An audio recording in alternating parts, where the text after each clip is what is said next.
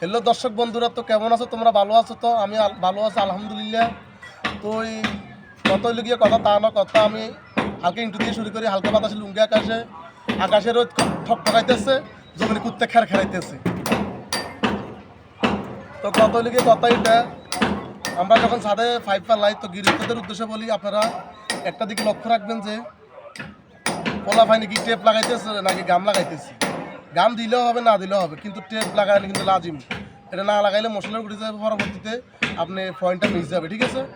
তো যারা আমার মাথায় এটা দেখে কমেন্ট করছে, ভাইয়া তুমি এটা মাথায় কী লাগাইছো, তো আমি তোমাদের উদ্দেশ্যে বলি, আমার মিস্ত্রি ভাইরা, সাথী ভাইরা, এটা হলো কাগজের একটা ক্যাব। আমার কাছে টাকা নাই, তো আমি ফকিরনি, নদীতে আমার বাড়ি নাই।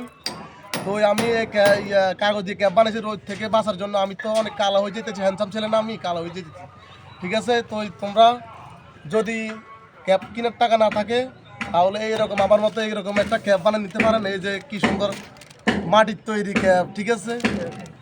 এটা আমি পেপার দিয়ে বানিয়ে নিয়েছি। আপনারা চাইলে হালকা পুকুর থেকে হেনা নিয়ে উপরে দিতে পারেন, তাহলে মাথা ঠান্ডা আরও কড়াভাবে থাকবে, ঠিক আছে?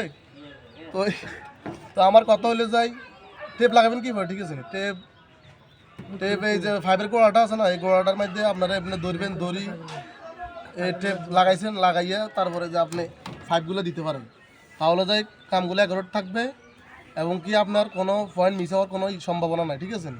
ওকে, আল্লাহ হাফেজ। পরবর্তীতে ভিডিওতে দেখা হবে। Good bye.